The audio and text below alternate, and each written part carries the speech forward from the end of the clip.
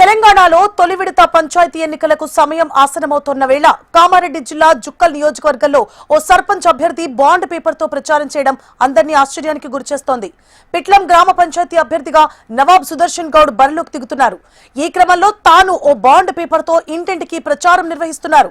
తాను సర్పంచ్ గా ఎన్నికైన తర్వాత ఇచ్చిన హామీలు అమలు చేయకపోతే తన పదవికి రాజీనామా చేస్తానంటూ పిట్లంలోని అంబేద్కర్ విగ్రహానికి బాండ్ పేపర్ను అందజేశారు.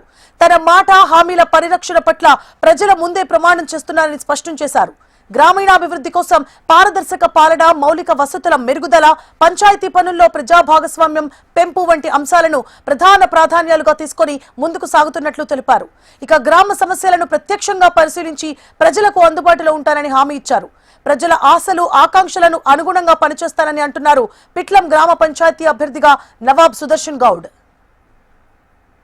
నవాబ్ సుదర్శన్ గౌడ్ పిట్లం గ్రామ సర్పంచ్గా నిలబడుతున్నాను కాబట్టి, గ్రామ సమస్యలపై పూర్తి నిబద్ధతతో ఉన్నాను కాబట్టి, నేను ప్రతి పనికి వెనకుండి పని చేస్తానని మీకు వాగ్దానాలు చేస్తున్నాను కాబట్టి, హామీలు ఇచ్చినవి నెరవేర్చకపోతే 2.5 సంవత్సరాల తర్వాత నేను నా పదవికి రాజీనామా చేస్తానని పూర్తిగా మాట నిలబెట్టుకుంటానని మీకు ఈ వాగ్దానం చేస్తున్నాను.